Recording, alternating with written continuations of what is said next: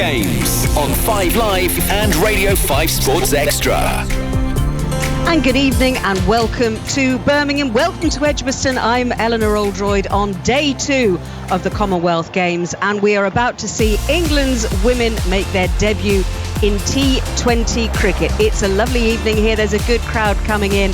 The clouds are breaking up. Sri Lanka have won the toss and they will bat first. Nat Siva captaining England in the absence of Heather Knight, who has a hip injury at the moment. We're going to base ourselves at the cricket over the next 3 hours or so.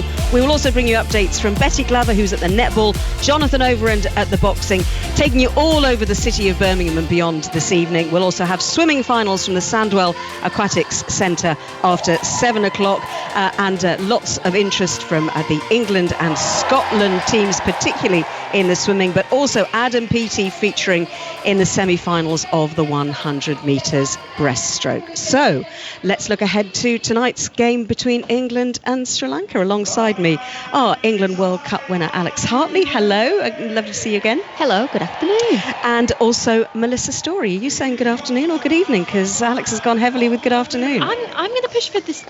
Good evening. Good evening. I think we can do good evening. At what point does it go to the evening? 6 o'clock? Because it's 5:54. It's strictly speaking an evening session, I would say.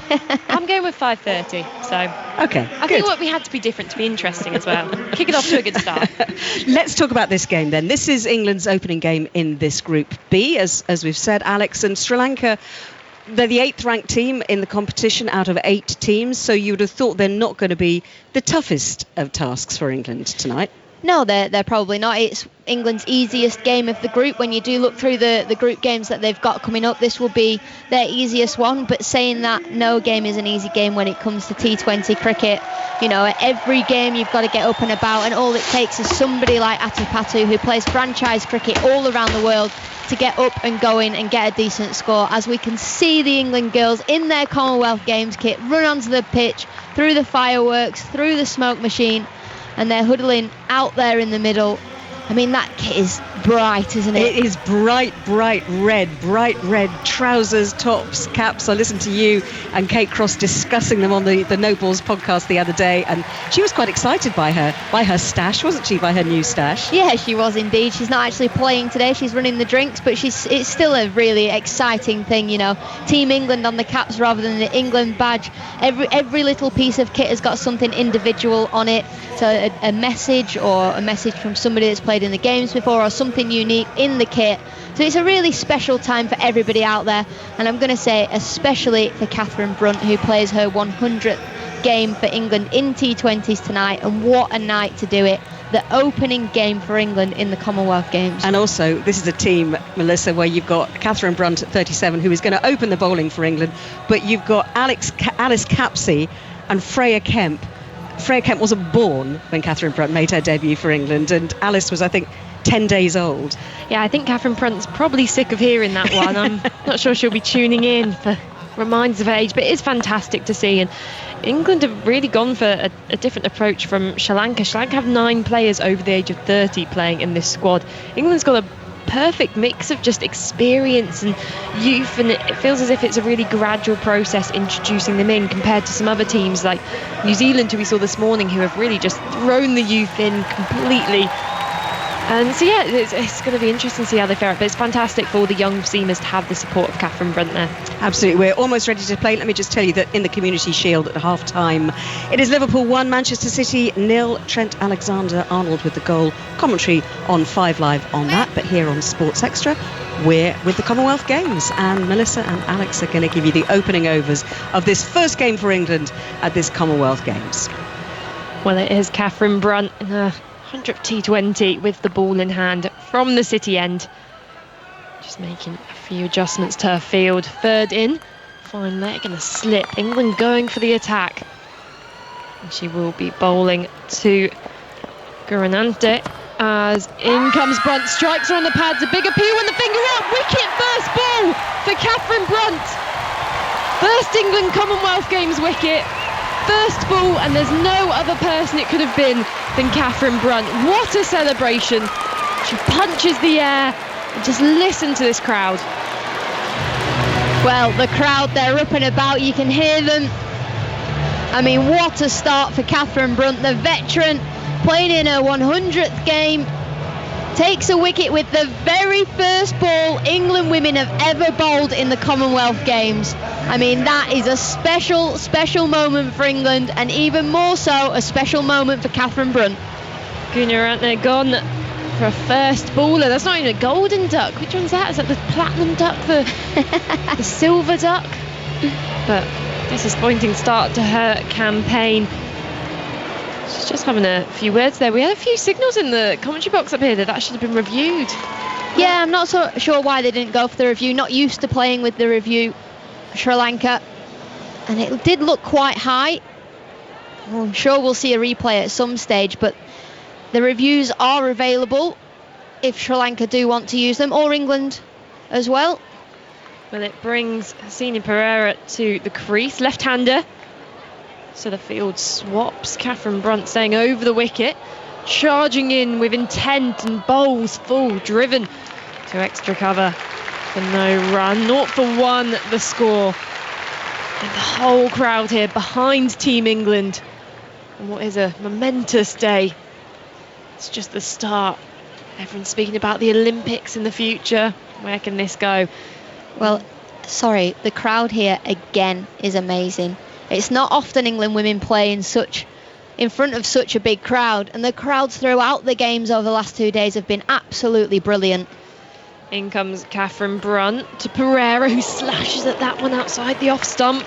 Through to Amy Jones, another dot, and just building up this pressure. I mean, I mentioned in the first game, as we quickly look at this LBW appeal, it was hitting the top of leg stump, so Georgia Elwys in particular will not be taking an umpiring course anytime soon. Stick to the cricket.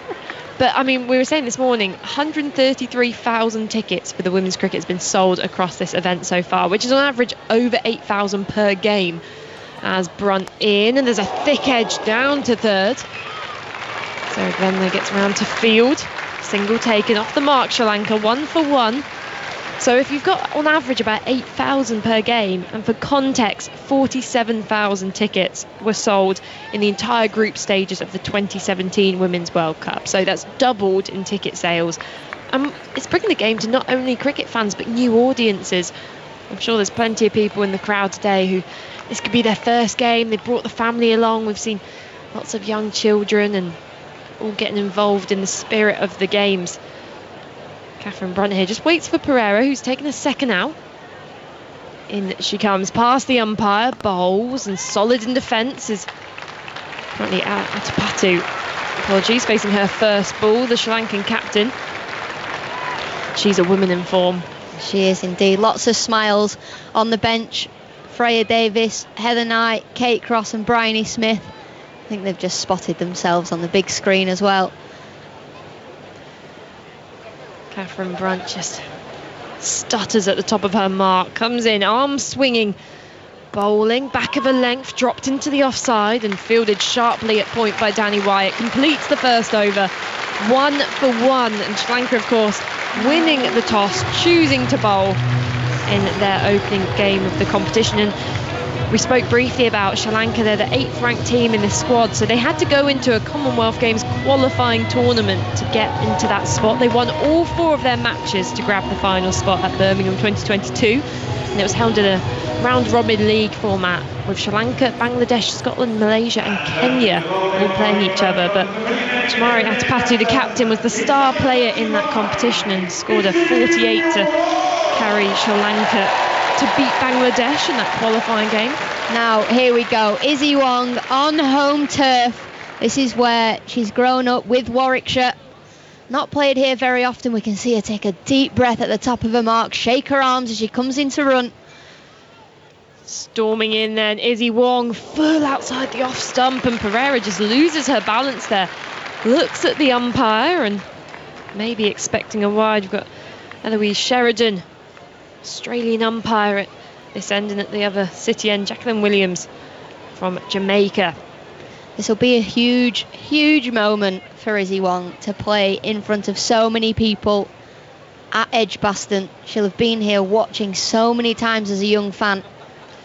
In she comes over the wicket, bowling, and that's driven into the covers, fielded sharply again there by Alice Capsey, who you don't want to take a single to. I've seen her play in some Southeast Stars games recently. She's got a proper trigger arm, and of course something happened before the game with Alice Capsey. Just before the game, the girls were doing a warm-up and she got hit in the eye in the fielding warm-up. She's got a black eye, and just before the toss, so it was a bit touch and go whether she was going to be able to play, but she's all right, she's out there. In comes Wong, full outside the off stump, and this time the umpire signals wide. But she is rocking a good old shiner. It's come through already. There's a slight cut on the top of her cheek, and she's got a bruise all underneath her eye already. It's very Ricky Ponting, Ash's look, I must say. Makes it look hard. Yeah, it's like, don't mess with me. Ball in the face, I can take that. Hurts when you get hit in the face. In comes Izzy Wong again. Full, just clubbed in the air. One bounce to Glenn, who has a shot at the stumps, and Atapatu at the non-strikers end had started running down the wicket here. Sri Lanka look all over the place, 2 for 1. Not much scoring shots, and you do question sometimes when you've got this weaker team playing a stronger one, you do choose to win the toss and have a bowl first. It arguably can give you more of a chance, but they've clearly had a look at the wicket and said we want to bat first. Wong in, and that's a slash. Looking to hit that into the leg side was Pereira, completely missed it, cut her in half and through to Amy Jones behind the stumps. Good bowling from Wong, proper wheels. Yeah, she's bowling quick. That's her job, just to bowl quick. Doesn't matter if she does go for runs, just bowl as fast as you can. She put on her Instagram story earlier sharing that England were playing at Edgbaston. She said home soon. That's sweet. In comes Wong, then final ball this over, and that's past the outside edge of Pereira's bat. It's not the last ball of the over because there's been a few wides. Good bowling from Izzy Wong, 2 for 1 Sri Lanka. And one of those runs was a wide. Yeah, it's not been the most aggressive start from Sri Lanka. I'm with you. I'm surprised that they've batted first. Although if we do look, there's been quite a bit of cricket played on this game, on this wicket. There's the one. Wong in, full, driven through the covers, and that will be for Pereira. Just waiting for that delivery, over pitched and gets her hands through the ball. Glorious shot, and Sri Lanka finished the second over 6 for 1. Yeah, it's a lovely shot from Pereira. It's just too full from Izzy Wong outside the off stump, a half volley. Doesn't matter who you're playing against, it's international cricket, they've got to go for 4, and that one has. It's just beat Alice Capsey at extra cover, and a good start for England. And Izzy Wong in that last over, she's one to change up her hairstyles, isn't she? And in this most recent phase of identity, she's gone for the bleach blonde hair, and it almost looks fantastic with this bright red England kit because it's the white and red theme. It's also easy to spot. It is, it really helps from a commentator's perspective. Till you put the hat on, we'll ask her to take it off. Here comes Brunt again from the city end, bowls, and that's pushed into the covers by Atapatu. No run taken. It's really strange seeing England in kit like this. Normally we see them in dark blue trousers and a different coloured top, but all in one. It's very pyjama like. Yeah, I mean they do look quite comfortable. I mean I've mentioned quite a few times about the gymnastics, and of course they have trousers which have socks attached into them, so they almost look like baby grows. Oh, they looked comfortable. In comes Brunt, full, and a slash outside the off stump, looking to play that expansive drive outside the off stump. And I mean you can tell why England have kept this slip in, because Sri Lanka are determined to play some big shots, and it just feels as if any wicket could fall any second. Yeah, somebody like Atapatu likes to go hard at the ball as well, so Nat Sivarat slip will definitely be in play. And if not, it's almost about that scare tactic of, well, I've got a slip in. You don't want to be fishing outside the off stump. And it's also that wonderful thing as captain, Nat Siva, you get to just stand at slip and do nothing. Best place on the field. In comes Brunt, bowls, and that's driven back to her, an aggressive shy at the stumps, and Atapatu out of her ground there. Big ooh from the crowd, and everyone can sense England on top here. As Catherine Brunt walked back past the umpire, then she said that would have been out. and it would have been great game awareness from Catherine Brunt to throw the ball back towards the stumps. Atupatu down the pitch. She didn't have a bat in at all, kind of wandering around, wondering where the ball was gone, but it was being thrown back at you about 70 miles per hour by Catherine Brunt. Would have been well gone. That wasn't even grounded. In comes Brunt, bowls outside the off stump and can't get a bat on it. Atupatu, she's yet to get off the mark. 0 of 5 balls, and you can just tell that the disastrous effect that dot balls have was probably the reason why South Africa couldn't triumph over New Zealand in the earlier game today. They let too many deliveries dot up, and in all head-to-heads, when Sri Lanka have batted first, their projected average score is 92 off 20 overs, which they're probably going to have to double that. Yeah, to beat England. In comes Brunt then. Charges in, bowls, defended to extra cover, and fielded by Alice Capsey. No run there. She looks almost as intimidating as the umpires in their Peaky Blinders hats. They are very Peaky Blinders. You've got gangsters at square leg and by the umpire's arm, and you've got Alice Capsey looking like she's just fought off 7 people at extra cover.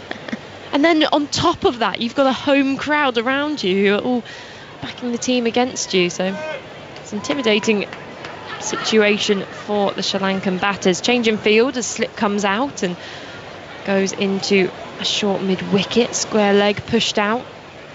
Third on the boundary, and that's for Amy Jones. Helmet on, going up to the stumps for the final delivery of this Catherine Brunt over, preventing Atupatu from using her feet coming out of the crease. And Amy Jones, fantastic with the gloves. In comes Brunt then. Final ball of the over, and that's slashed away through the covers for another 4. Atupatu finally getting the delivery she wanted, wide outside the off stump, and completes that over with a boundary. Sri Lanka then 10 for 1 after 3 overs. We are into the 4th over of the evening, so you've only actually missed 3 balls. Alice Capsey has come on to bowl in place of Izzy Wong, who just got the 1 over, so watching a little bit of spin, and we're watching a review at the moment, Melissa. Yes, we are, and it was England's review for an LBW, but actually, because the impact was umpire's call, it's not out, but England will retain their review, so both teams have 1 review left. Sri Lanka 15 for 1, just the 1 boundary off this over so far. Fine sweep down to square leg, but impressive stuff for the young Capsey, getting the bowl in the power play. We saw her take her first international T20 wicket the other day at Worcester against South Africa as she jaunts in, and that's down the leg side through Amy Jones, and this will be 4 runs. Chase in vain for Freya Kemp. Signalled wide in the end. 5 wides. Sri Lanka will be relieved with that one. It moves their score on to 20 for 1. And Alice Capsey there just looks a bit annoyed with herself there. You can't blame her. Just been smacked in the face and then asked to bowl in the power play. Yeah, and just not quite getting a line right so far in this over. The ball angling down the leg side a couple of times. This Sri Lanka side, they are packed with left-handed batters. And quite often when you play cricket in England, we don't come across left-handed batters very often. No, I mean, there's a theory I heard from Phil Green, our manager at my club, who thinks that because quite a lot of girls, especially from older generations, transition from hockey to cricket, and obviously you can't play as a left-hander in hockey, you've got to play as a right-hander, so a lot of players then, even though they were left-handed, they batted right. And see a few more left-handers seeping into the English game as Capsey in, and low full toss which strikes Atupatu on the pads. Another big appeal from Capsey, who throws her hands down in annoyance. Civil maybe suggesting that the ball going down the leg side here. Atupatu had advanced down the pitch, and I love it when we have young crowds here at the cricket, when the DRS timer comes on with teams only 15 seconds to make a decision. I'm not sure they know what it's for always, but they count down. But they do count down, as if something spectacular is going to happen at the end. Capsey in and down the leg side again. Fumble from Amy Jones, and there's chance of a run out with the non-strikers. Pereira running almost 2 by herself. Has to be sent back by the Sri Lankan captain to the non-strikers end. So going back to the left-handers, my theory is when a child picks up a bat and they pick it up with crossed hands. As Capsey in again, shorter, flatter, and punched off the back foot by Matapatu into the covers. A wayward throw from Sarah Glenn there, almost goes over the head. It goes over the head of the keeper and almost over the head of the person backing up, but no run. 1 ball left in this over. Instead of swapping them round from a right-hander with crossed hands to a left-hander with hands the right way round. As Capsey bowls, a drag down just evades the outstretched hands of Natsiva at mid-wicket.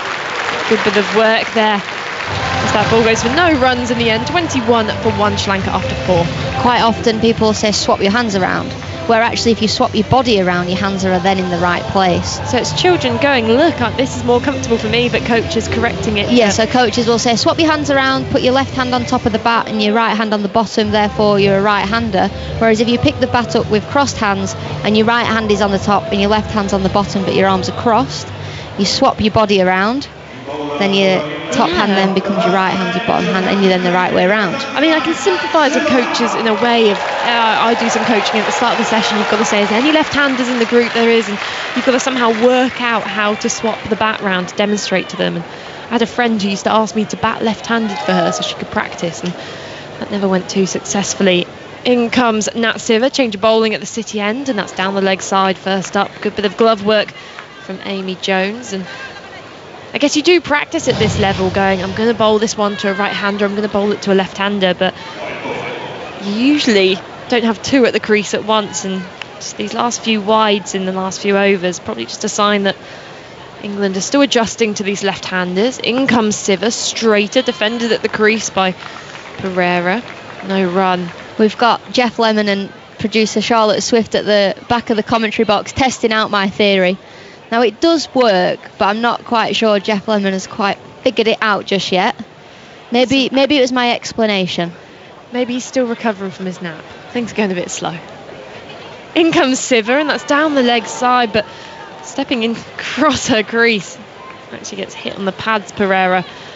And another dot ball. Now I'd be interested to know how many dots there's been in this innings so far. More blocks than Legoland. Yeah, oh, here we go. We were discussing on our walk back from getting some food earlier about the best sledges you'd hear in age group cricket. As Siva in, bowls down the leg side, and this has just been punched further down the ground by Amy Jones's gloves. Pulled in by Izzy Wong, who gets a loud cheer and chance of a run out. The Sri Lankan batters run into the back of Amy Jones, who missed the ball, and it's a bit of a circus. 24 for 1 Sri Lanka. More dots than a Dalmatian. More dots, more leaves than a tree.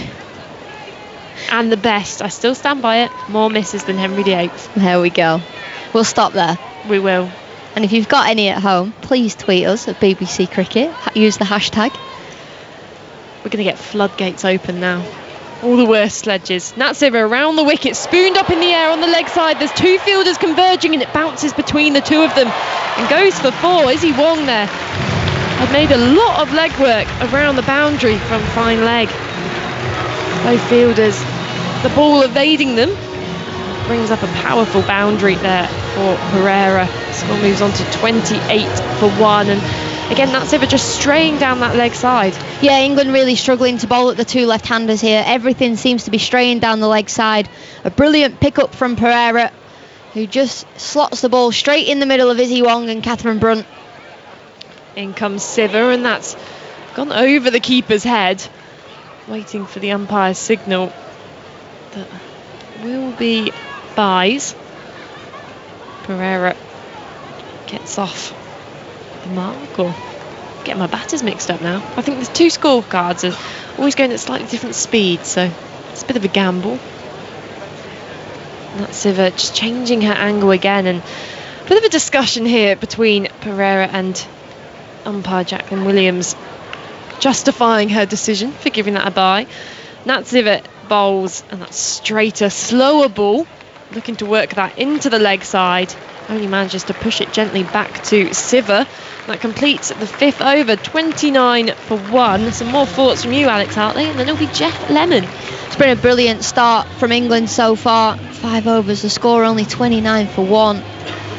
So the current run rate would get Sri Lanka up to above their average score. They would get to 116. It's not going to be enough for this England side. They've still got Sophie Ecclestone to come into the attack. England, the best T20 bowler, the best bowler in the world at the minute. She's just about to come into the attack at this end.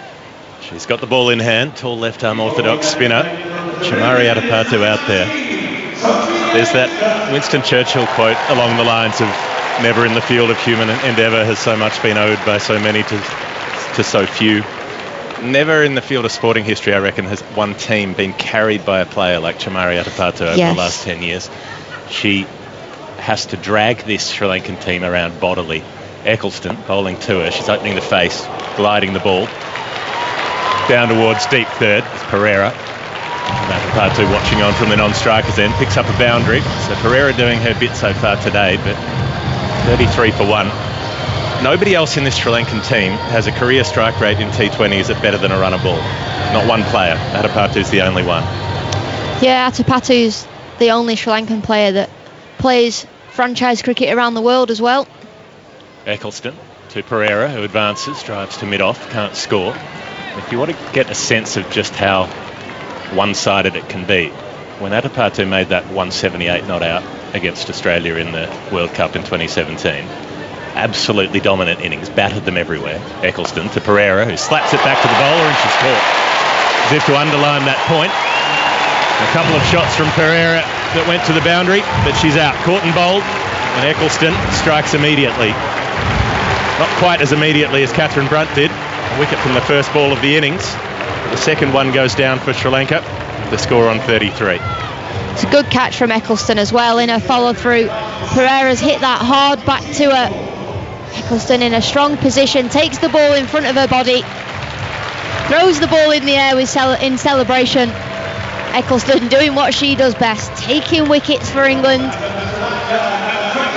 And then with that, I feel Sri Lanka might struggle here to get up to a competitive score. Yes, this is England's easiest game, which makes me question why Sri Lanka chose to bat first. Well, because they're not good at chasing. That's the honest truth of it. If they are to have a chance, it's by making some sort of halfway competitive score and then bowling out of their skins. But if they're chasing, they're generally no chance, given the sort of power that England have with the bat. So they know that that's the reality. So to finish that thought, 178 not out she made out of 257. She faced 143 balls, so less than half the deliveries in the innings. There were 5 extras off deliveries that were bowled rather than wides. So her teammates faced 152 balls and made 60 runs. There were 19 extras. So 152 balls for 60 runs from everyone else, 143 balls for 178 from Chamari Atapatu. That's the gulf in class between her and the rest of her side, and it's been consistently on show over the last decade. So a huge amount of work for her to do. She's at the non-strikers at the moment. Ecclestone comes in and bowls down the leg side. It's just clipped away to a short, fine leg position by De Silva. Get through for a single.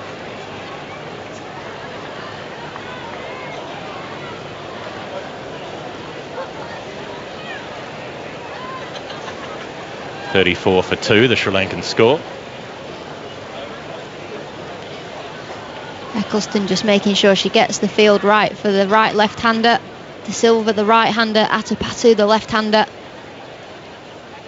Struggled to get the ball away so far, Atapatu. She's 8 off 14 deliveries. We talked about she's the only batter to go at a run a ball in this team.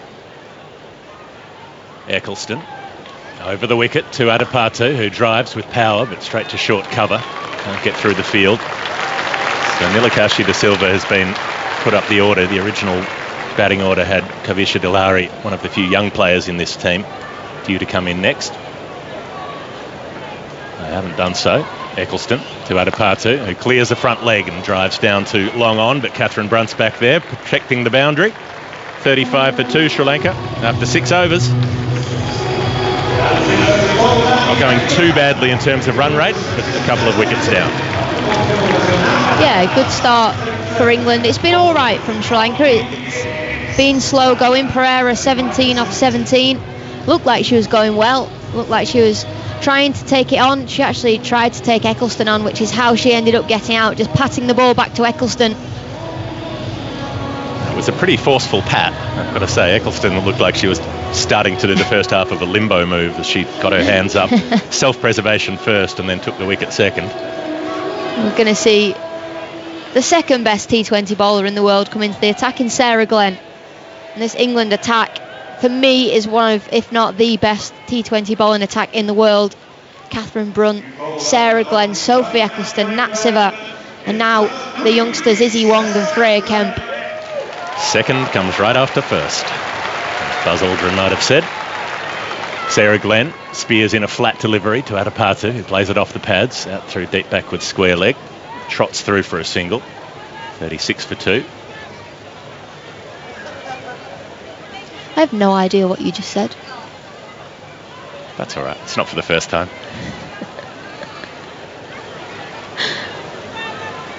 I'm just not sure how great a claim it is. Second best T20 bowler in the world. Do you put that on a shirt? Do you wear that around? Do you brag about that to people? Tell you what, if I was second best, I wouldn't let you stop hearing about it.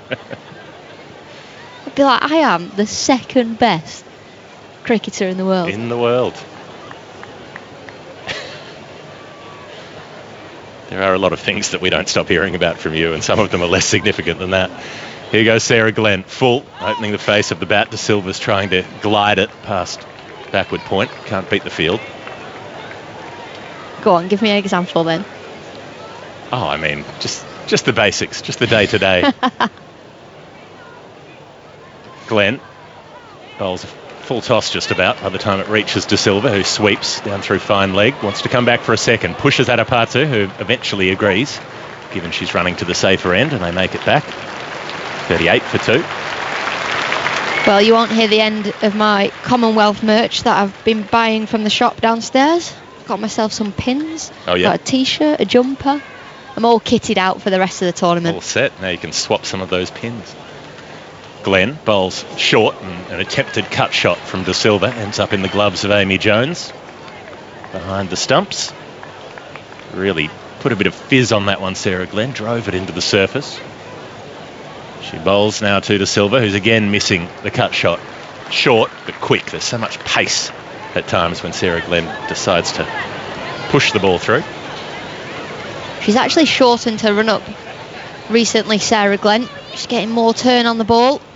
6 paces, really, and a sweep shot comes off the pad down towards short fine leg, and there won't be a run. A tidy over comes to an end from Sarah Glenn. 7 overs gone. Sri Lanka 38 for 2.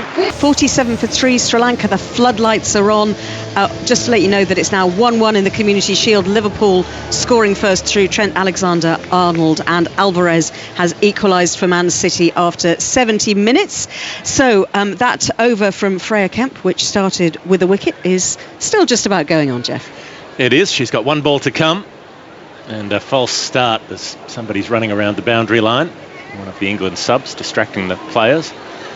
Kemp into bowl now over the wicket and just fishing outside the off stump. De Silva misses out. A couple of deliveries ago she belted one over mid-wicket for 4. They're up to 47 for 3. So England bowlers getting into their action quickly. Brunt with a wicket with her first ball, Kemp with her first ball, and Ecclestone with her third.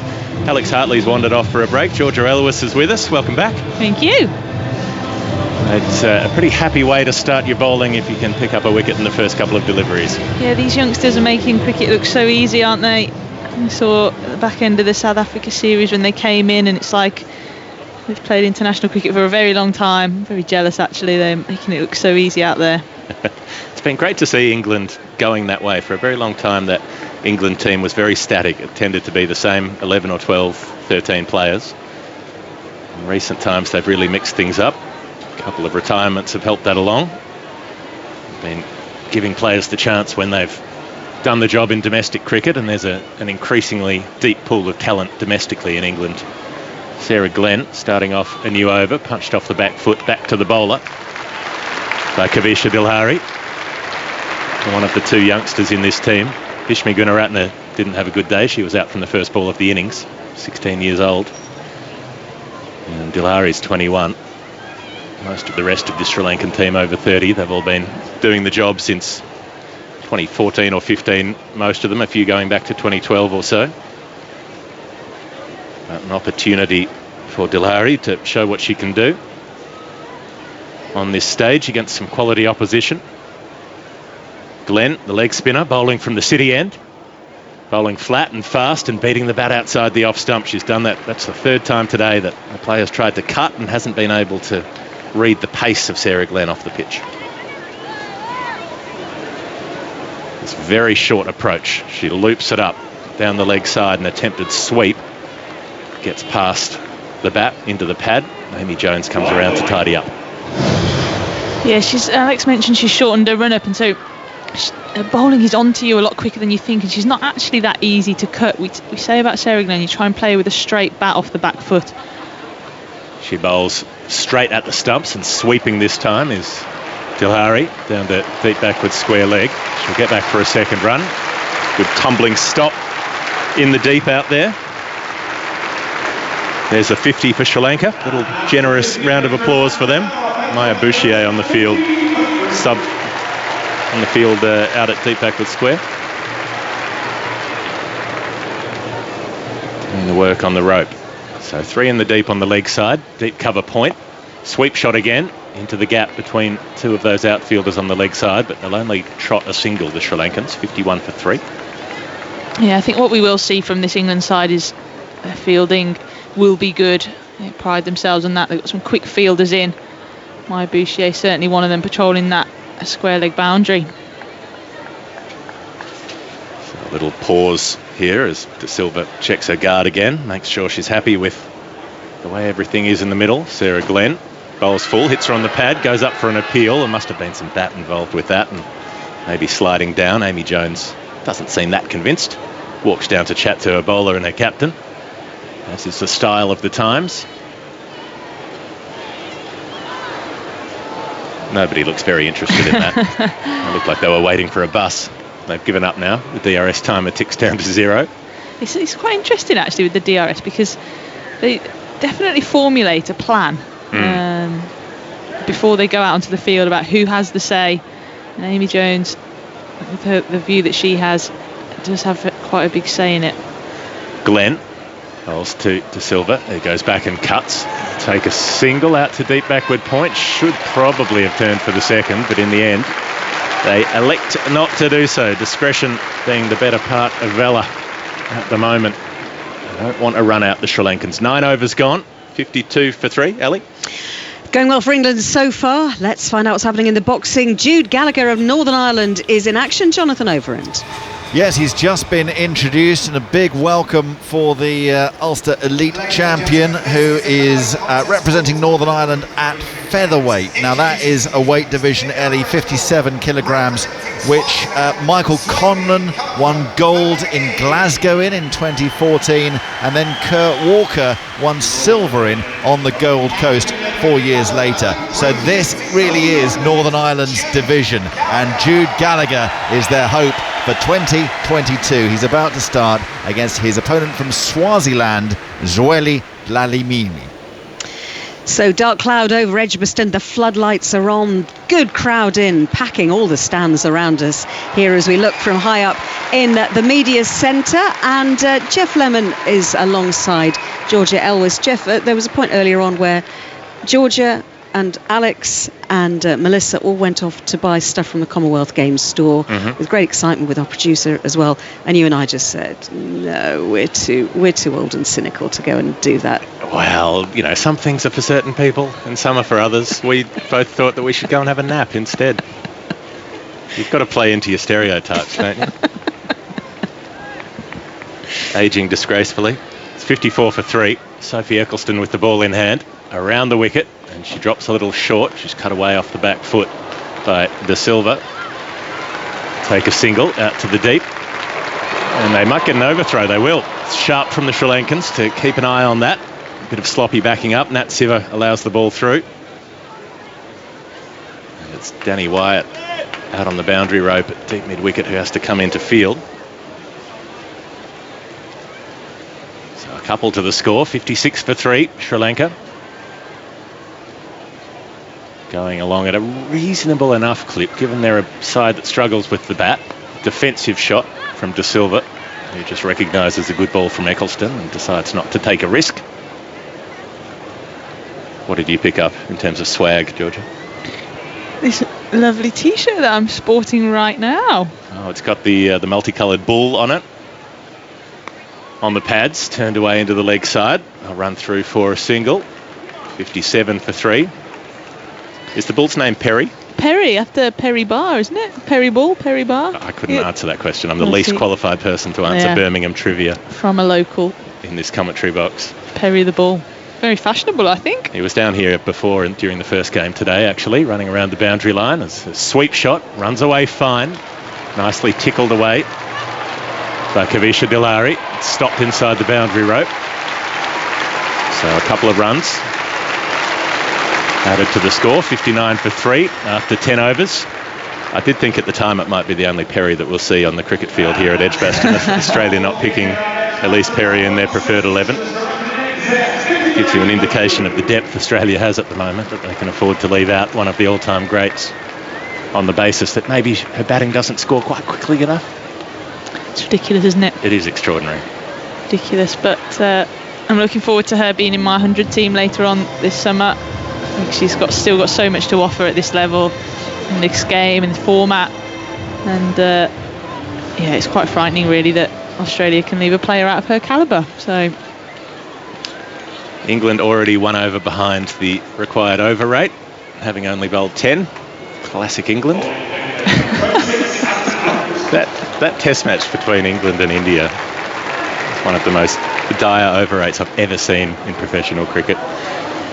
Those two teams love to drag it out. Here comes Catherine Brunt, wanting to get on with things, and it's chipped away by De Silva down towards mid-on the bounce. They won't get a run.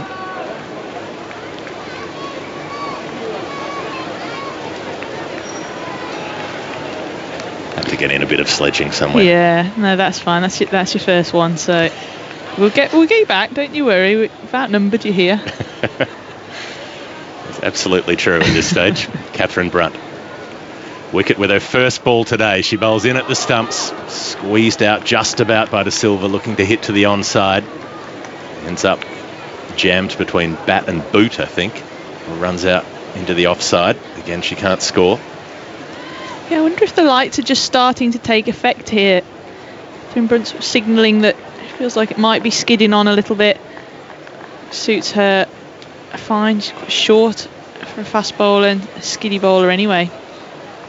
Rolling her fingers on that last delivery, bowling a cutter. She bowls full and it's flicked away into the leg side. Nicely struck down to deep backward square, but a good piece of fielding from Sophie Ecclestone out on the rope. Saves a possible boundary. Gets the low 5 from Maya Bouchier, who runs all the way across. Just to deliver that bit of support to her teammate. 61 for 3. Yeah, they seem like quite big boundaries here, don't they? I don't think they particularly are, but the England fielders are patrolling them well. They're starting 5 yards in, so they're able to cut off the twos, but also putting the dives in to stop those boundaries. And you don't want a telling off from Catherine Brunt, that's for sure. Absolutely not. Take the paint off the walls. 1 for 7 she's got. Into bowl to De Silva, who clears the front leg, slaps away into the leg side. Doesn't get much distance on it. It lands inside the circle in the end, but there's nobody there. Siva running across from mid-on, hoping to get there for a catch, but nothing doing. Seen her drop a couple of catches off Catherine Brunt in the last few months. I always wonder what the domestic ramifications of that must be. I tell you what, she's the only one who can. Yeah. 62 for 3, the score. Brunt in to bowl to Dilari, who's unable to get any bat on it. It runs away towards short fine leg off the pad. Brunt just using this angle, spearing the ball in at the boots, at the pads, cramping them for room, and it's working spot on at the moment. Yeah, she's bowling really nice, isn't she? She's I think she'll be buoyed. 100th international T20 today. She got a little bit emotional this morning when earlier today when Ishigo presented her cap. And, this one means as much as the first. Catherine Brunt, 100th T20 international for England, bowls a slower ball and it pops up out of the pitch. That one just gripped, took some purchase, bobbed up, at Dilhari. He's able to defend the ball away, but not able to score. 11 overs gone. It is 63 for 3. What's the latest elsewhere, Ellie? We'll find out from Jonathan Overend, who is at the boxing. Hi, Jonathan. Watching Northern Ireland's Jude Gallagher in the featherweight division. 30 seconds remaining in the second round against his ultra-aggressive and very, very eager opponent from Swaziland, Zweli Dlamini, who is one of those fighters who throws his punches at 100 miles an hour. It's left, right, it's over the top, it's round the back. If any of them connect, he'll be doing well. And Gallagher is doing an excellent job with his swift footwork of getting out of the way of most of it. And Gallagher has won the first round comfortably on all 5 judges' scorecards. In fact, the 5th judge gave that first round 10 points to 8 in Gallagher's favour, which is like an overwhelming victory in a round. I'll just wait to get the scores for round 2, Ellie, so I can tell you where we are with things. Well, he's won that round, Gallagher, on 3 of the 5 judges' scorecards, so that means he's pretty much got an unassailable lead on 3 of the scorecards, but 2 of them have given it to Dlamini, meaning it's still all to play for in this final round, which is ahead. Thank you, Jonathan. Latest from the Community Shield at the King Power Stadium. Liverpool 2, Manchester City 1 now. Mo Salah with the penalty, not long to go in that game. And elsewhere in Birmingham, in the Velodrome, a couple of medals for the home nations. Scotland's Jack Carlin has won the silver in the men's keirin, and a bronze medal for Wales. That was Emma Finucane in the women's sprint. So into the 12th over of this Sri Lankan innings, and Melissa Story has just come to sit down next to me and Georgia Elwes. Yeah, it's been a strong period of play from England with the ball. 17-year-old Freya Kemp bowling from our pavilion end. A bit of an unusual one first ball of this over as she charges in now, bowls uppish and easy catch at extra cover. That's Dilhari gone, slower ball from Freya Kemp. And just spoon that up, an easy catch for Nat Siva. Sri Lanka lose their 4th wicket, 63 for 4. And at this rate, their projected score would be around that 110, 115 mark. I mean, Georgia Elwes, surely that can't be enough against the power of this England batting lineup. No, you wouldn't have thought so, not on this wicket. Still a really good wicket, even though it's had the 3 games before this one on it. Freya Kemp making cricket look really easy. She's come in first ball of her spell, bowled Chamari Atapatu, and then second ball this over, it's the wicket of Dilhari, and she's full of confidence. She's running in, she's charging in, she's loving the game, loving playing for England, and probably the surprise inclusion in this Commonwealth Games squad and the T20 squad to play South Africa, but she really is repaying the selectors. She is. She's a cool head, and you wouldn't know she's 17-year-old with the experience she's got. I mean, I remember meeting her when she was 15 years old, and she's probably exactly the same as she was now, just as high. I was looking upwards, like looking at a skyscraper. I mean, there are some times when I know she's 17. She gives me a lift to the game sometimes, and it's a bit of a white knuckle ride, a bit whiplash with how she drives. No, she's passed. She's not, thank goodness. But she's like, do you want to come in my car? I'm like, okay. Vroom, off we go. Bit of a young racer, eh? In comes Freya Kemp to the new batter, who draws her bat. Sanjawana here, the new batter at the crease. Wicket-keeper for Sri Lanka. Just looking at the replay of that wicket. She's incredible with the slower balls, Freya Kemp. That one there just looked like a cutter, but she'll see in the depth. She's got a fantastic back of the hand slower ball, which almost drops 10 miles per hour in pace. Catches a lot of batters out. In she comes, and that's a Yorker to Sanjavani, and pushed into the covers. A chance for a run out of the non-strikers. A direct hit there. That point from Danny Wyatt. Umpire's not interested. I think Danny Wyatt there more celebrating her direct hit. It's always a nice thing to see as a fielder, especially from the angle she was throwing, but won't be going upstairs. Sri Lanka 63 for 4 after almost 12 overs, and it's been tough for them so far, but even just them being at these games is a fantastic thing. And just over a month ago, with everything that's happening in Sri Lanka at the moment, their government told their association to forget about participating in the Commonwealth Games, and with the island nation almost bankrupt out of fuel and short on food supplies, it wasn't top of the priority list until an unsuspecting Party stepped in. Kemp bowls full and a misfielder extra cover. Take the single, 64 for 4. And actually, this was a request to fund the largest ever Sri Lankan contingent for the Games. So they were rescued by the Sri Lankan Cricket Board, who contributed 22 million Sri Lankan rupees to get not only the cricketing athletes, but all of the Sri Lankan athletes over for these Games. Fantastic feat from them, and that's from boxers to track and field stars, all funded by the Sri Lankan Cricket Board. Slower ball from Kemp and through by the faintest of edges. De Silva's defences, it's running away to the boundary and just bumps into the advertising cushions. Sophie Ecclestone in pursuit there, can't save the boundary. Finishes at the 12th over, 68 for 4 Sri Lanka. And back to Ellie with some updates. And let's go to the boxing, because that fight that we were telling you about, Jude Gallagher from Northern Ireland, his first fight is over. Yes, and he's got the decision as well, and he's got it on all 5 judges' scorecards, so that's always satisfying. A unanimous points victory for Jude Gallagher, who did an excellent job of picking off his opponent from Swaziland regularly, but also dodging out of the way of the blows that were coming frequently in his direction. In fact, credit to Dlamini, who actually seemed to be finding his range the longer the fight went on. But Gallagher has negotiated a tricky first round draw. He's through to the last 16 in the men's featherweight division, which is a super competitive division, but he's looking to follow in the footsteps of those Northern Ireland fighters I talked about earlier. They've got a rich history in this particular division, and Gallagher, with that first win under his belt, might have renewed confidence that he can follow them and perhaps go all the way. Into added on time in the Community Shield, it's Liverpool 2, Manchester City 1. Don't forget as well, tomorrow will be all about the Women's Euros, all the build-up to kick off at 5 o'clock between England and Germany. You won't miss a thing on 5 Live and here on 5 Sports Extra. All the action from the Commonwealth Games as well. India against Pakistan tomorrow morning. Really looking forward to that game here at Edgbaston. I'm sure there'll be a terrific crowd in for that. But let's find out what's happening at the moment in this Sri Lanka game. 69 for 4, 13th over, and England going along very nicely, Melissa. They are, with England just slowing down the scoring of the Sri Lankan batters. There's never really been any respite for them.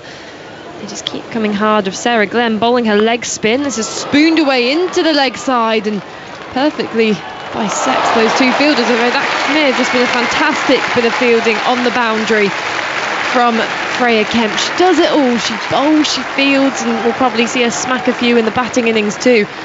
Fantastic bit of fielding there just to scoop the ball in, resulting in 2 runs, 71 for 4. Sri Lanka. De Silva on strike to Glenn. She bowls a flatter one, just prodded back to her for no run. Building up these dots, and just to quickly jump back to that heartwarming story of the Sri Lankan Cricket Board funding the athletes in this Commonwealth Games. As Glenn in outside the off stump, cut away, a lot of work to do for the sweeper on the offside boundary, and Sophia Dunkley gets around well. Another 2 runs to the Sri Lankan batters, who are running hard between the wickets here. 73 for 4 the score moves on to.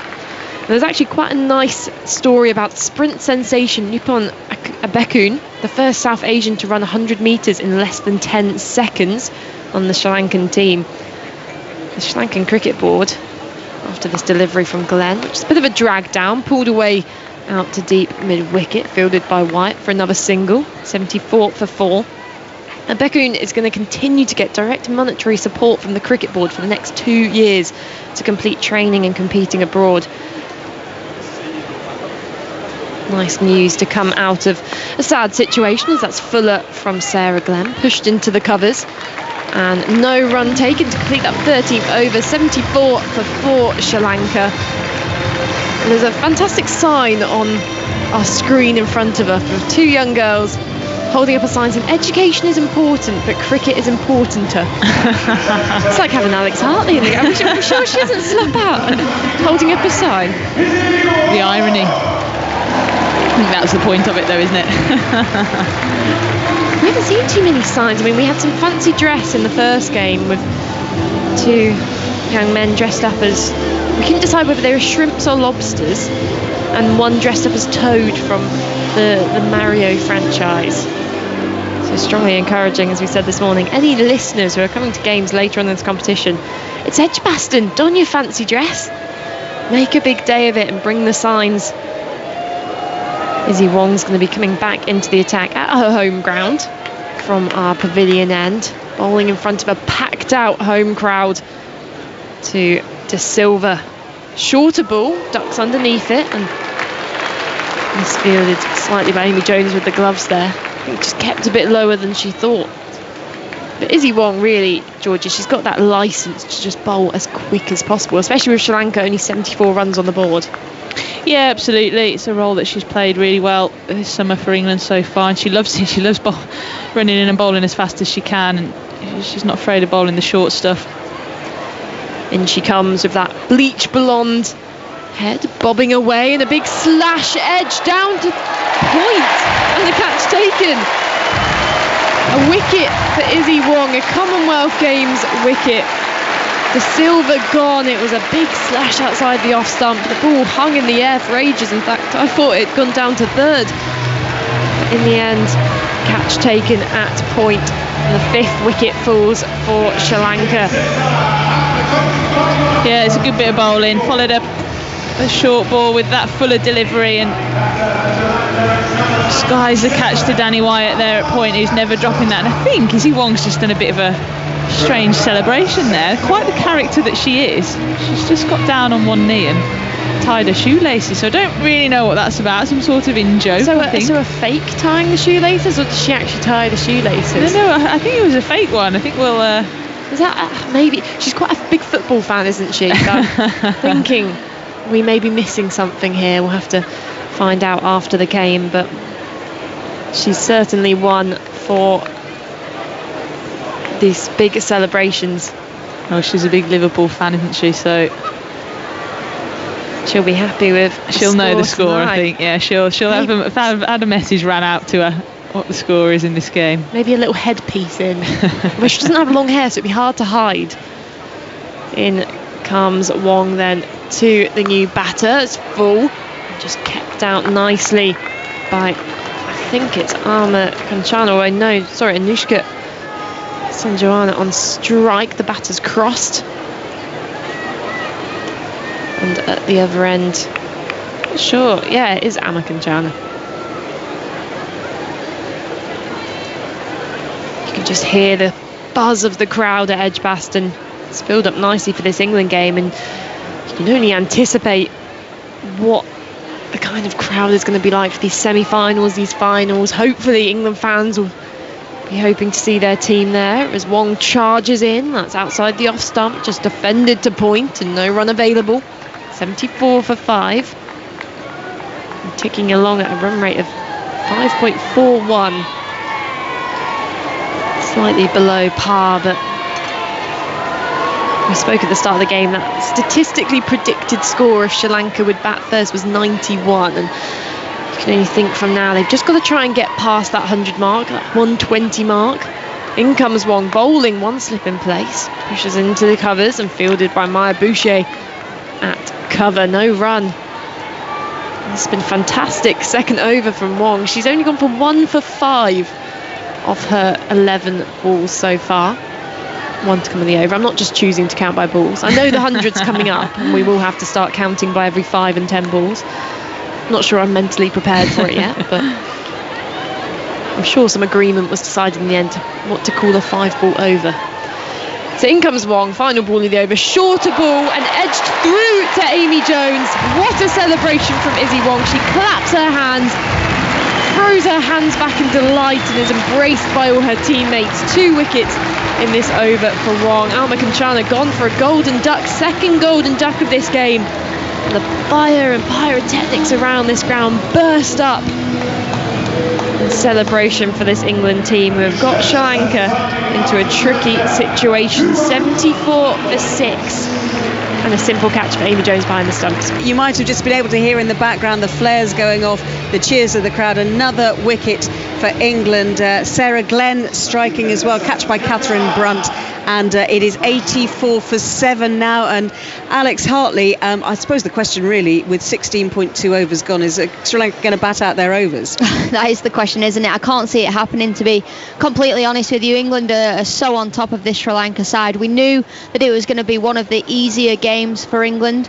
Didn't quite think it would be this easy. They keep taking regular wickets. Sri Lanka really haven't had a partnership. England, they haven't actually bowled that well either this evening. There's been 14 extras, 10 of those have been wides. And all I can put that down to is so many left-handers in this Sri Lanka side. England aren't used to bowling at so many left-handers. And it's a real kind of the way that Nat Sever has changed her bowlers around. She's kept rotating as well. And I mean, I suppose that's what you've got to do in a game like this. You've got to keep on the front foot. Yeah, of course. In T20 cricket, you can't allow the opposition batters to settle. So that's exactly what Nat Sever has done. She's just chopped and changed her bowlers and not letting the Sri Lankans settle, and hence England keep picking up those regular wickets. So under the floodlights, lots of very excited England fans watching Izzy Wong bowling as we head towards the end of the Sri Lanka innings. And the Aussie in question is Jeff Lemon, of course. Well, we might just have seen another wicket here. Izzy Wong is going up for a run out.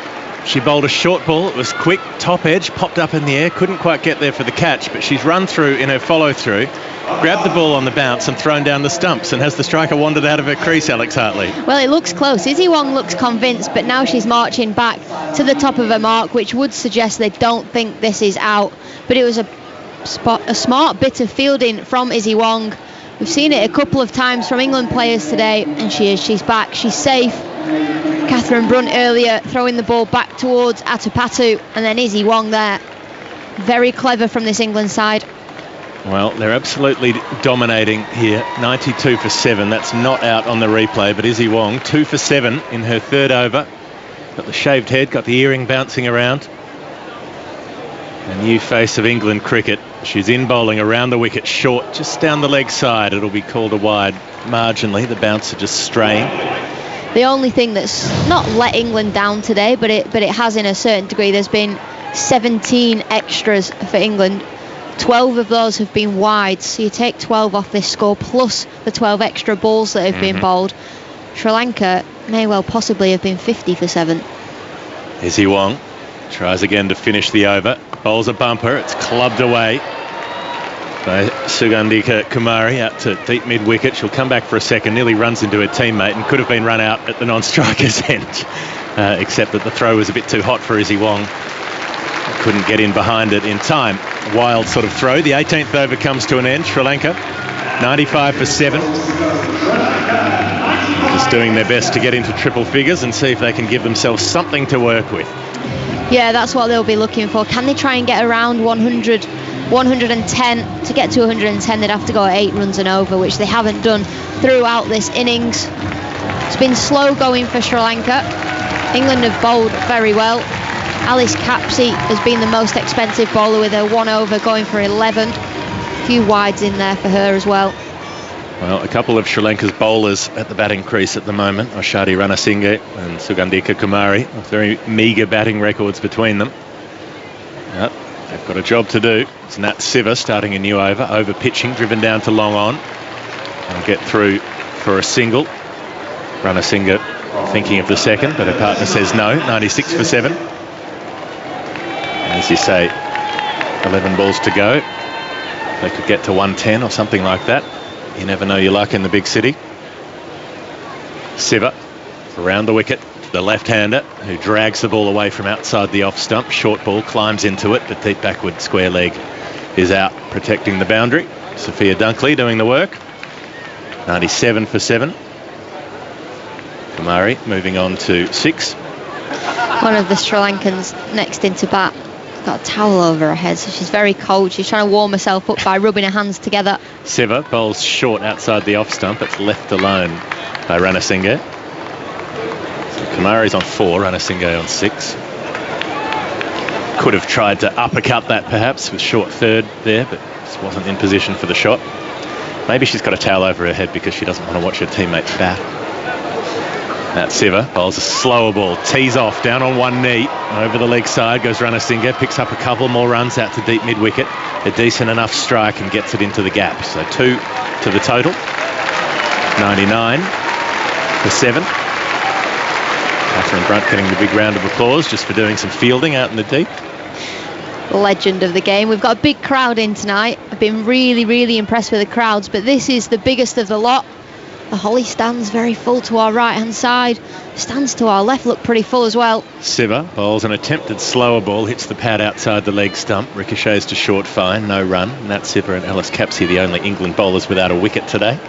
I think what it's shown for me with the amount of people that have come to watch is people are interested in women's cricket when it's advertised well, when the prices are decent, they're affordable, they're accessible. Siver into bowl, digs in a slower ball bouncer outside the off stump. It's cut out to deep backward point. They'll just get the 1 run in the end, and that raises Sri Lanka's 100. A little minor moral victory for the Sri Lankans. They've got 1 over to come, 100 on the board, 7 wickets down.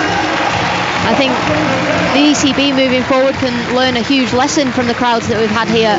We are capable of playing at grounds like this. We are capable of selling tickets in the north, in the Midlands. It's got to advertise it, got to tell people that it's on because people are interested. Yes, we'll have people here that might not have watched cricket before and they've come down for the first time, but I'm pretty sure they'll have been entertained from the cricket we've seen in the last 2 days and they'll be coming back. Certainly the provision of context helps a lot. You have the context of a Commonwealth Games, that draws people in. The context of a World Cup, as we saw with 28,000 at Lord's in 2017, brings people in. The context of a World Cup in 2020, 86,000 at the MCG, brings people in. Ecclestone starts a new over, strikes on the pad of Ranasinghe, the left-hander. Has a bit of an appeal, nothing doing, hit outside the line. That was if you don't ask, you don't get appeal. Yes. The Shane Warne philosophy of life. Ecclestone, left arm, floats it up, low full toss, driven through the covers, nicely struck by Ranasinghe. Might beat Dunkley into the rope, it does. Placed that nicely, far enough in front of square that the sweeper in the deep had too much ground to cover. 104 for 7. Yeah, 2 full, 2 wide. Easy pickings for the batter, able to slap that past extra cover for 4. Sophie Ecclestone has struggled to the left-handers today. Well, it was Ranasinghe's choice to come down the pitch a little bit that helped. She switches hands, plays a switch hit, top edge, caught behind. Well, that was extraordinary. Tried to Glenn Maxwell it, shaped up as a left-hander, got very little on the ball. It popped up about 5 metres into the air, and Amy Jones takes the simplest catch of her life. You don't need to be wearing gloves to take that one. So Ecclestone gets a 2nd wicket. England get their 8th. Sri Lanka 104. 3 balls to come. Yeah, had she have just left that, the ball was going down the leg side and it would have been a wide, but because she'd premeditated the reverse sweep, Ecclestone gets lucky and she actually ends up laughing getting that wicket because she knows she didn't quite earn that one herself. Well, there are days when you don't get them for good bowling. Exactly. There are days when you can score them for some ordinary work, but yeah, as you say, because she'd switched stance into a left-handed stance effectively, the wide wouldn't have been brought into play. 104 for 8. Inoka Ranawira, the left-arm orthodox spinner, she's out there with the bat now and she's just nudging a ball away off her pads. Bit of a Hartley shot. Just out towards mid-wicket, get off strike. Why not with the field back? That's your job. I don't reckon I'd have hit it as far into the leg side, to be completely honest. It did go almost all the way to the edge of the circle, that's true. As we see the replay of that reverse hit, it's actually come off the back of the bat. Well, it all counts. Interesting wicket, we could say the least. Ecclestone flights a ball and bowls straight through, hits the off stump of Sugandhika Kumari. A 9th wicket goes down. Sri Lanka 1 to come, 1 ball to come that is, and 1 batter to come. 105 for 9. Ecclestone 3 for 24. Yeah, Ecclestone brought her figures back very nicely after I said she struggled against the left-handers. That one, a quicker ball from Ecclestone, beats Kumari in the pace as she tries to play the sweep shot into the leg side, and Ecclestone picks up her 3rd. That ball actually turned a bit as well, beat the sweep shot, hit the off stump, pitching outside and turning back in. So sometimes bowling the last over in a T20 is a thankless job, and sometimes you get to cash in. Exactly, and when a team's already 7 down, 8 down, it's probably time to cash in. Happy days. So Sugandhika Kumari Dasanayake wanders off. She's done her best. Made 4 off 7 deliveries, and Achini Kulasuriya will do the formalities. The last ball, and Ecclestone bowls it to a little inside edge. They'll take a single out towards mid-wicket. And a quiet, calm end to proceedings here. So Sri Lanka have not been bowled out. They've batted through their 20 overs, and they've ended up at 106 for 9. A couple of wickets for Izzy Wong, 2 for 10. Ecclestone 3 for 25. Brunt 1 for 8, struck with her first ball of the match. Sarah Glenn 1 for 19, and Kemp 2 for 14. And England will need to chase 107 to win. Back here at Edgbaston then, it's been such an enjoyable evening this evening watching England make their Commonwealth Games debut, and Georgia Elwes and Melissa Story are alongside me. But Georgia, let's be frank, when you've got players the quality that England have, this is not going to be a difficult task to get these runs. No, you wouldn't have thought so. Full of confidence, both Danny White and Sophia Dunkley off the back of a good international series against South Africa. So they're full of confidence. You see the smiles around the group as well, which I think is telling of how the players are feeling, and they'll be looking to get this done as quickly as possible. Has Alice Capsey got a terrible black eye?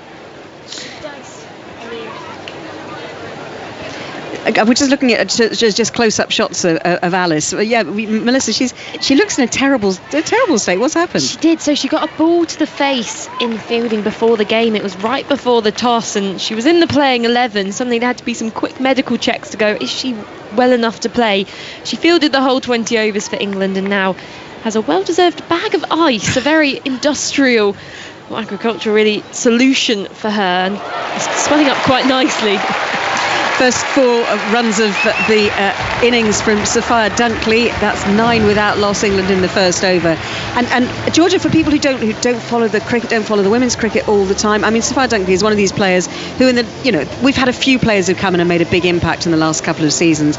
And Sophia very much did that, didn't she, last year? Yeah, absolutely. She came in and made 74 on her Test debut, and really hasn't looked back since. She's an aggressive player, played fantastically well in that Test match, and probably a format that doesn't suit her as well. But she's been given this role at the top of the order in T20s for the Commonwealth Games, and she's really done well. She's good friends with Danny White, and I think that helps when they're opening the batting together. They run well together, and she's worked really hard. She put in some really good performances at domestic level as well, and she's really earned her spot in this lineup. And you think that she'll just keep moving up and up this batting order, especially in ODI cricket now. She's at number 3. It's great to see her taking the most of her opportunities. And when you think that England opted not to pick Tammy Beaumont for this squad, I mean, that was a big call, Melissa, wasn't it, to say, World Cup winner, player of the tournament in 2017, but not in the Commonwealth Games. It was, and they cited her strike rate as the reason, so she wasn't scoring quick enough for England. And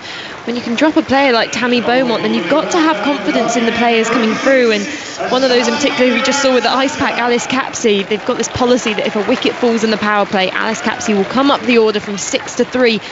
And she came in and hit 4 boundaries in a row. She's only 17 years old, but just scores so quickly. And it's really this kind of new positive outlook England we're looking to see in these next few years, and as we come up to that T20 Cup.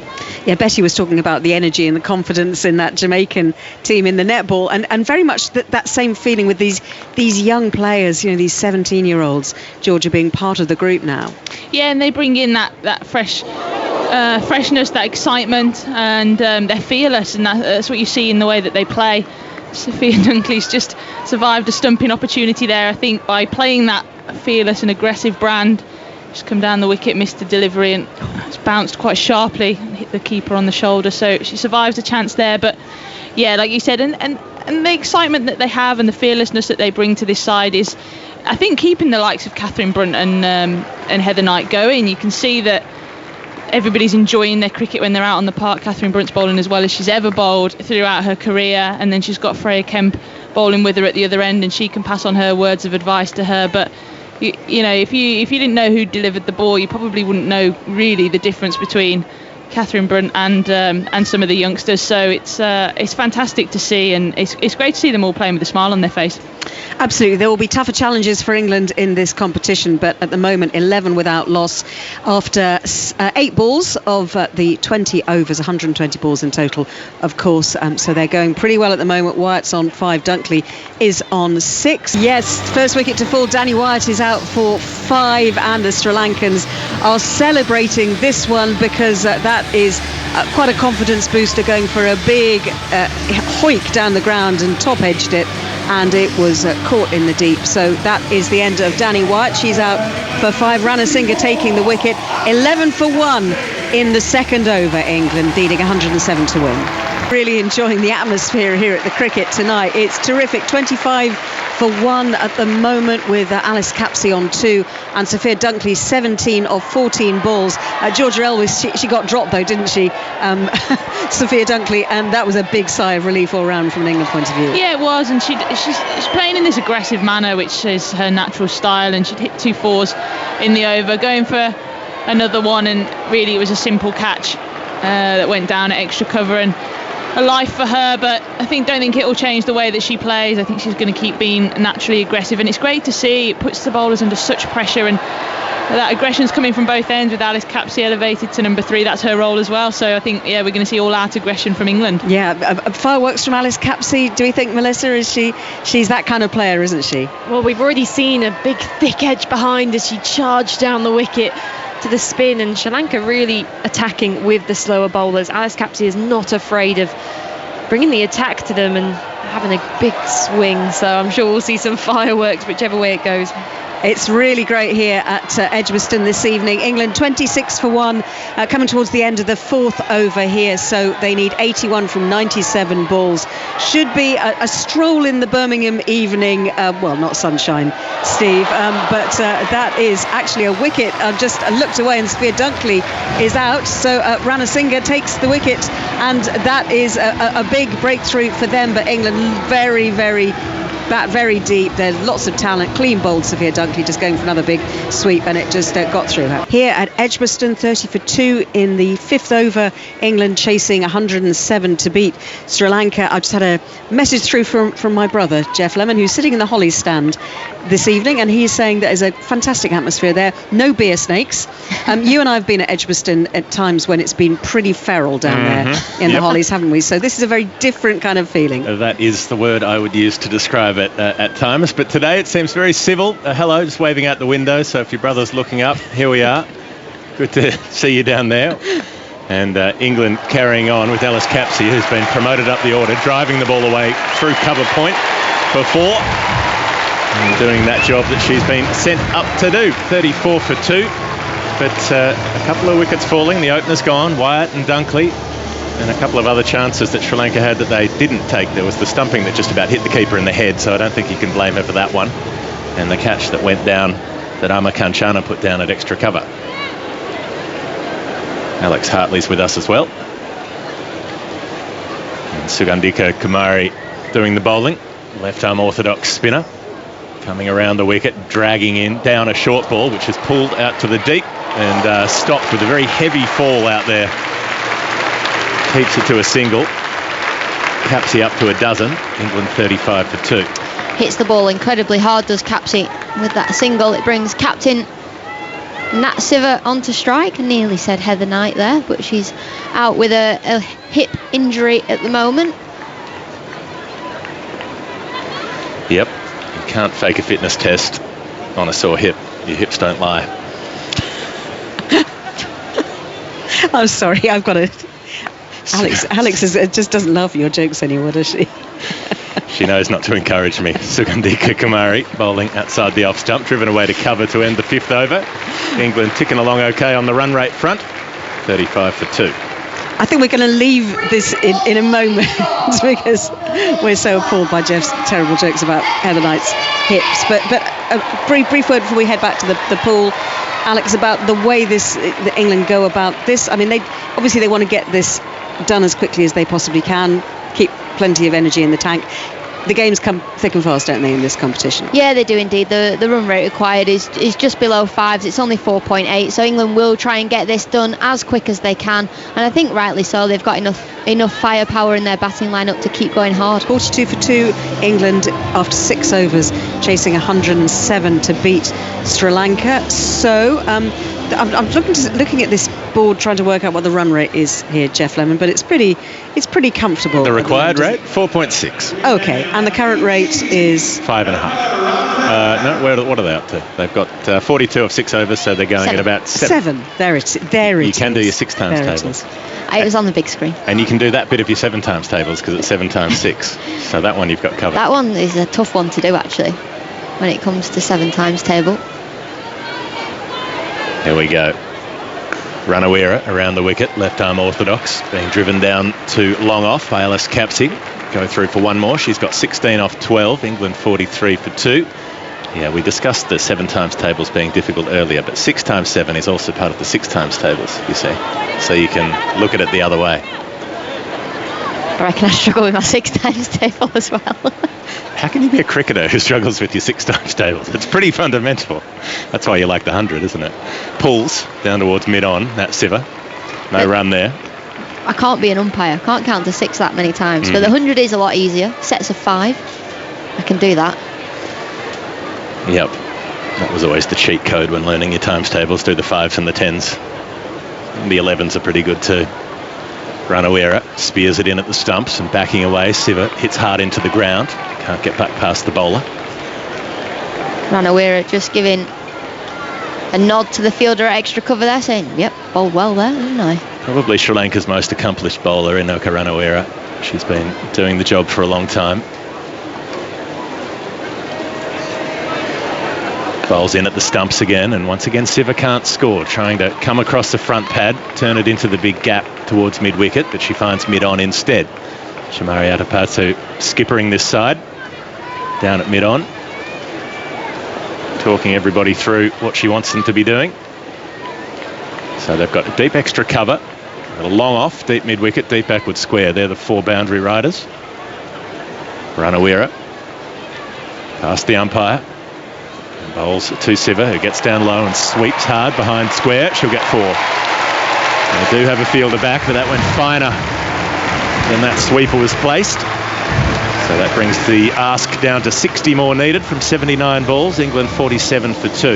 Yeah, Ranawira there, just angling the ball down the leg side. Easy pickings for Nat Siva, just able to help the ball around the corner. Pass short fine for 4. It's too easy for Nat Siva, that. Can't really bowl there to a player of high class like Siva. Well, she's been in pretty rare touch as well for a while now, Nat Siva. Ranawira bowls to her and Siva advances, drives a single into the covers, just pops it into the gap between cover and point, trots through, 48 for 2. Another over comes to an end. The 2 batters join each other to have a chat. I mean, that 100 that Nat Siva made in the 50 over World Cup final, that's one of the great World Cup innings, and still got nowhere near the win really because she didn't get the support elsewhere and they were chasing such a tall total. But the way that she just kept going and kept going, I think it's because she had absolutely nothing to lose. She ended up 148 not out, having ended up running out of partners at the other end. I mean, she can strike the ball so hard, and since then she's had another 50. I think she's got 4 50s in a row. She's just been in brilliant form for England, and she's such a good player, and taking the captaincy on in the absence of Heather Knight because she's injured, and you would never know, you know, she's taken it all in her stride. I think one day she will be the captain of England full time. Yeah, it works for some players. I interviewed Graham Gooch a couple of weeks ago and he was talking about that, about how he felt the captaincy lifted him. He knew that he wanted that job, he wanted the honour of that job, and it made him feel 10 feet tall as a player. Start of a new over. Kavisha Dilhari bowling. Ball's pushed down to long on. I'll go through for 1. 49 for 2.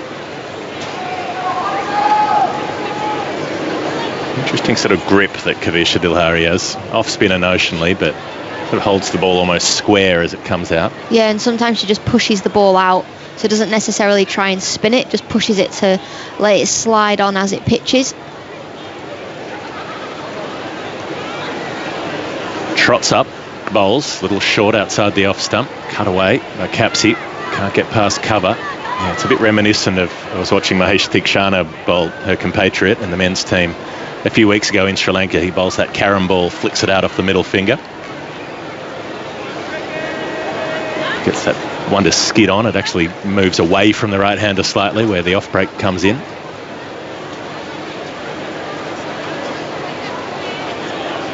Bit of a delay here as they change the field around. Capsey on 16. Figuring out who's where. Deep cover point, long on, deep mid-wicket, deep backward.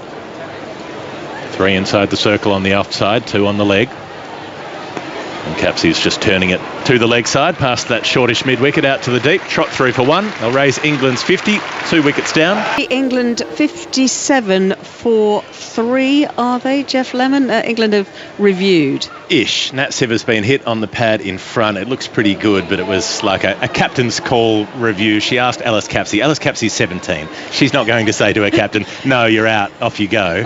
That's never going to happen. So she said, review if you want to. So they have done, but I think this will be upheld, it looks like. It's a pretty straightforward one. Siver out as it stands at the moment for 17. Capsey's 17 as well of 16 balls.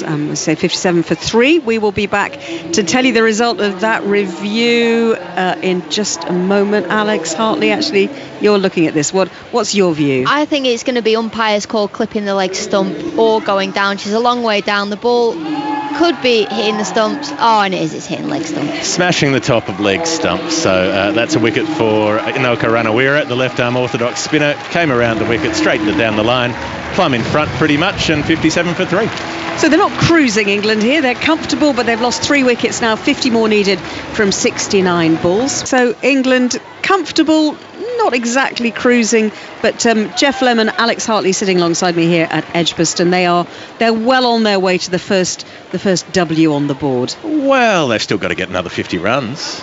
And they've lost 3 wickets. You are such an Aussie. You can't rule things out, I mean, I just thought everybody sounded very cocky in this commentary box at the start. England should do this easily. Well, they don't say cricket's a funny game for no reason. Driven down to mid-on. That's a dot ball from Amy Jones facing Inoka Ranawira, who took the wicket of the captain.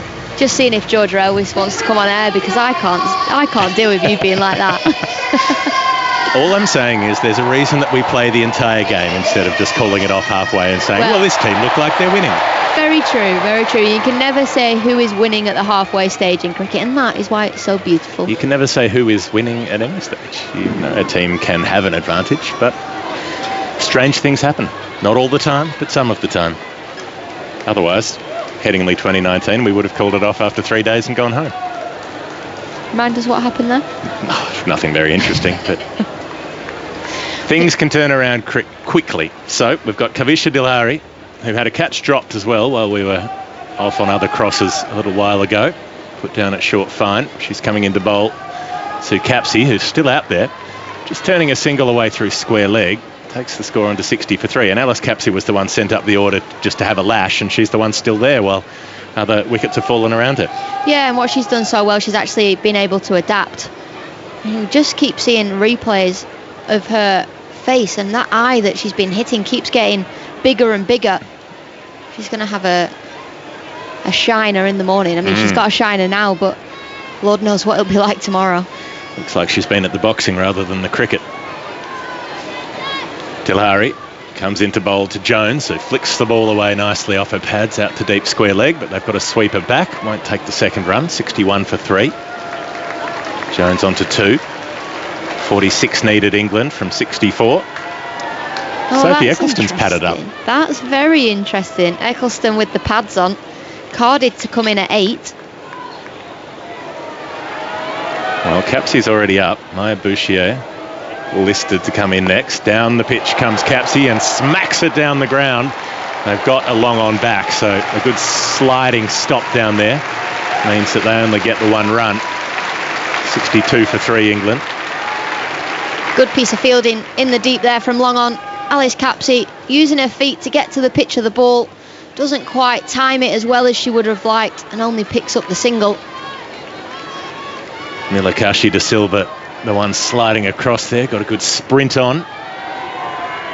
Kavisha Dilhari bowling her off spin, half volley outside the off stump, easy to drive, but they've got deep cover back, so once again single will be all that results. 63 for 3, coming up towards the halfway mark.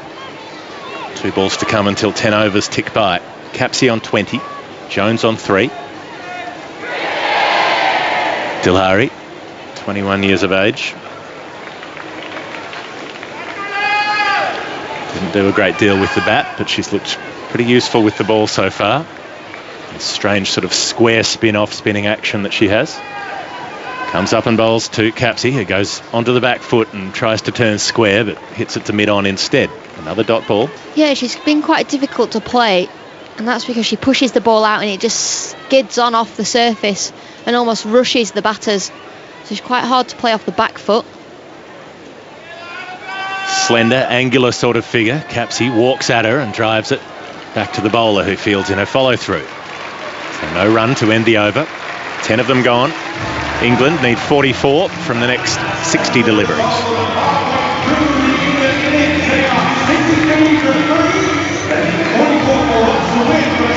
Well, it's looking good for England out there as Jeff Lemon swapping with Melissa Story. If England lose another wicket here, there could be questions asked, but it should be comfortable for England. Capsey 20 not out, along with Amy Jones, who's just come to the crease on 3 not out. 10 overs gone, 63 for 3. Yeah, I mean, you say 44 of 60. England should get there with their experience, but the Sri Lankan spinners causing a few problems as Vanavira continues. This is spliced up in the air. There's a fielder underneath it. The catch is taken. As Amy Jones gone now. England 4 down. And Sri Lanka not going to make this easy for them. Jeff Lemon mentioned earlier their decision to bat at the toss. We thought it was a bit unusual. Usually weaker teams tend to bowl first and give themselves a bit of a chance, but he said Sri Lanka can't chase a total down. No matter how many runs they get on the board, they back themselves to defend it, and it's uncommon you see that with T20 teams at the moment, and most teams want to chase down a total. We only saw the Hampshire Hawks in the men's domestic competition recently take that decision. They said that we can defend any total we get on the board with our bowling lineup, and seems to be the case here. 63 for 4 England, 44 needed from 59. Yeah, poor dismissal that from Amy Jones. It was outside the off stump. She uses her feet to get to the pitch of it, doesn't quite get there, and a thick edge, and the ball just skews in the air to backward point. Amy Jones will be bitterly disappointed with that. Especially as it could be argued she needs a few runs in this competition. Been a bit short of runs for a while for England, and those dismissals looking quite similar to each other, but I'm not sure really the alternatives with the gloves, and she's been doing so well with the gloves recently as well. Just a lull in form. Maya Bouchier, the new batter at the crease for England on strike, and she's punching that off the back foot, down the ground and off the mark straight away. 43 needed, apologies, from 58 balls. Well, 2 relatively inexperienced cricketers when it comes to international cricket, with Maya Bouchier and Alice Capsey at the crease at the minute. It's less than a run a ball, so nothing too drastic needed as in comes Ranvira. It's down the leg side, called wide by umpire Louise Sheridan. Now, are you disappointed, Alex Hartley, that Sophie Ecclestone, we saw with her pads on, wasn't sent in to give it a bosh?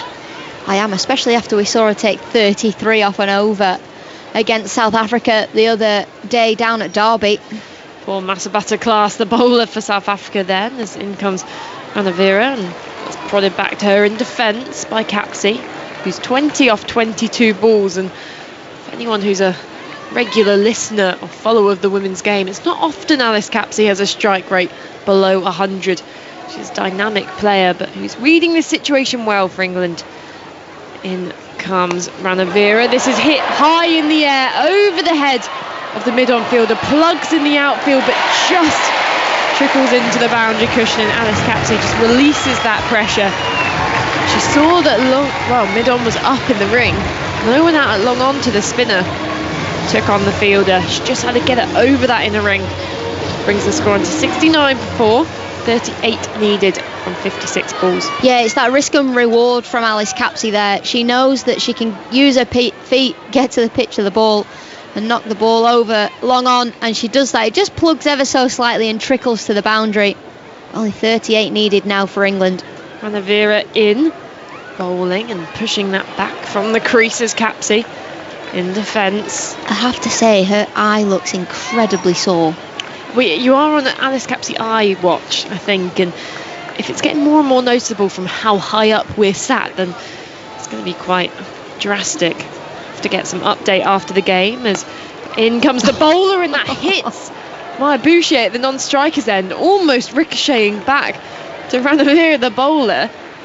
And we almost had we saw a dismissal like that recently in the men's test series. I think the ball bounced off one of the New Zealand men's came off cricketers. a Mitchell's bat, and Jack Leach was bowling. Caught by Alex Lees at mid-on. Completely bizarre dismissal and almost replicated exactly there, but that finishes the 11th over. And looking at comparisons, Sri Lanka at this stage 63 for 3, England 70 for 4, so a few more runs on the board but a few more wickets lost. 37 needed from 54. Alex Hartley leaves us for the moment to go watch on eagerly in the corner. Almost a little nest she's made for herself in the corner, where you'll find her taking little naps when the game isn't entertaining her, but I'm sure she won't be taking naps now, as all on the edge of our seat. Georgia Elwes joins us again as Rana Singh bowls, and that's wide outside the off stump, slapped in front of square to mid-off by Capsey for no run. You join us just as another Mexican wave bursts out amongst this crowd, who have been brilliant today across both games. Nice and loud as you're here. Advancing down the track as Capsey spooning this in the air, but not enough power on it to find its way to the deep long on fielder. Single taken. Capsey moves on to 26. Didn't quite get to the pitch of that ball there. And actually almost a good thing she didn't quite find the middle of the bat, otherwise it would have carried to the fielder. Sri Lanka's fielding has improved across this competition. Still a few drop catches, but overall positive as that ball's worked into the onside by Boucher. She moves on to 2. Rana Singh here has bowled fantastically. 2 for 15 with 3 balls left in her spell. Can she find another wicket for Sri Lanka? In she comes. A reverse sweep comes out from Capsey, and this should run away for 4 runs. There's no one down there, and it's a quick outfield. 4 runs to the young England star. 72 for 4 now. 76 for 4, apologies, the score. And she's not losing her head at all. Even in this run chase, still has that chance to bring out the innovative shots. Just finding the gaps in the field expertly. In comes Rana Singh again. Bowls that slingy arm action, and that's tickled away into the onside. Out to deep mid wicket for a single. 30 needed from 49 balls, and it's all going to be about those wickets now. Making Sri Lanka reflect on how many runs they left out there in the middle. All those dot balls, as speaking of, that's pushed back to Rana Singh for no run by Boucher. Completes the 12th over. England 77 for 4. 30 more runs needed from 48 balls. England needing another 29 of 47 balls, so they should win it. But it's been a bit tenser. This is what they've, I think every game so far that we've seen, actually this is game 4, has been closer than it looked at one stage, Melissa. It's been a spectacle, really. We were speaking about the importance of cricket in a context and bringing in these larger crowds. And that's exactly what this has done. It's brought the sport to new audiences. They'll get a taste for this and hopefully go on to the men's and women's competitions with the 100. But just the more close games we have, not only will it bring in bigger crowds, but it just goes to show that teams in the women's, setup around the world, they're evening out. The playing field's levelling out. And because of that, we'll just get tighter and tighter games.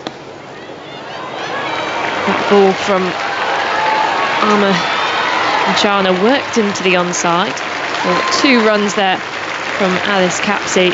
Kanchana brought into the attack for her first over. Medium pacer. A few of these bowlers have quite slingy actions. And the spinners, it seems, maybe inspired by Malinga, the Sri Lankan great.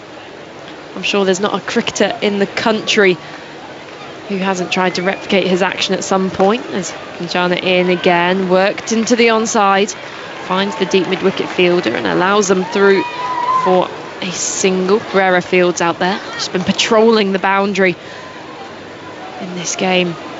And the big E-shaped floodlights above us in full effect across this gloomy grey sky at Edgbaston. We had a bit of mizzle in the middle of the day, but nothing or no interruptions in this game so far. Slower ball from Kanchana, punched past extra cover in the ring. Cover comes around on the boundary to field. And another single taken, 24 needed from 43 balls. And I mean, Georgia Alice Capsey here, maybe. I mean, she got that horrible injury before the game, that black eye. Maybe it's a good luck thing now, though. Maybe before every game she's got to get a big whack from a teammate just to make sure she gets the runs. In comes Kanchana, and that's struck firmly down the ground by Capsey. Finds the sweeper on the boundary, and another single. 84 for 4. Completes the 13th over. In Sandwell as well, but we're kind of getting towards, I don't know, the pointy end of this game. I think pointy end of this run chase for England. They need 107 to beat Sri Lanka in the opening game, and Melissa and Georgia are back with me. Well, the captain, Atapatu, has brought herself back on for the first time to bowl, which is a sign you can tell it's the crunch time for Sri Lanka. They need to break this partnership between Capsey and Bouchier, and Atapatu in, low full toss drilled back to her, fields off her own bowling, and 20 runs needed from 37 balls. I mean, this has been an impressive action from the youngsters out in the middle today, Georgia. Yeah, they played really nicely. It's a calming influence, especially as Bouchier's come to the crease. In comes Atapatu, flatter one pulled away in the air, square of the wicket. Field almost runs past the ball there, and the typical cry of watch the spin. She did so. A single taken, 19 off 36 needed. Yeah, I think Sri Lanka, Atapatu, they've realised that the spin is working, and it's difficult to hit. The pitch looks just like it's starting to get a little more tired, a little slow. And we've seen a little bit of turn as well, and we've seen Alice Capsey, she's played fantastically well for her 38 off 36, but it's not been her most fluent innings. She's struggled to time the ball at times, and that's meant that she's had to run a lot of her runs rather than hitting the boundaries that she so likes to do. But I think that is just because the Sri Lankans have really slowed the pace up, and the pitch is helping them. And I guess it shows the versatility of her as a player, that someone who always comes to mind for me when the pitch wasn't quite suiting their style, Paul Collingwood in the men's game, he used to always talk about those ugly runs he could get. Even if you're out there and you're not quite timing it, just run hard. And she's really contributed in this run chase for England, leading run scorer. Dilhari then from the pavilion end, that's short and pulled away firmly by Maya Bouchier into the leg side. Just gets a single, she finds the fielder, moves the scoreboard on, 19 needed off 36 balls, or actually that's frozen a little bit. Scoreboard, so I think it's 18 off 35 now. Guess to do some maths. It doesn't seem like too difficult a task, does it, for England? But it's important that these two stay there, I think, and see them home. In comes Dilhari, that's on a leg stump line, worked into the vacant square leg region along the ground for another single. Here we go, 17 off 34 needed. And I guess the only thing here in England's performance, we spoke earlier, 17 extras in their bowling innings. They'll be a bit disappointed in that, in all honesty. Of course, they did take the 9 wickets of Sri Lanka, but they'll want to bowl tighter than that as a team. As Dilhari bowls, dragged down and pulled into the onside. Good bit of work from Arma and Jarnett there in the deep. England run through for 2. 15 needed now for England's first win of the Commonwealth Games. But do you think the way they've played spin as well, maybe we'll just have South Africa and New Zealand licking their lips going, maybe we should play an extra spinner against them, drag them down in those middle overs? Your thoughts after this delivery from Dilhari, just floated up outside the off stump, dragged into the onside, down to long on for a single. Yeah, I'm not sure about that. I think they've played the situation well, these two especially, and it's always difficult chasing a lower total because you don't have to go all out attacking. You can take your time. Sometimes you get caught in two minds about whether to go really aggressively or whether to just knock it around. But I think Alice Capsey's played the situation fantastically well, and England will adapt. They're full of confidence playing against South Africa, and I know that New Zealand will be a tough test as well. In comes Dilhari bowling to Capsey, who's defending from the crease. And just as that delivery go, we have 3 ducks fly over us. Well, I'm not sure.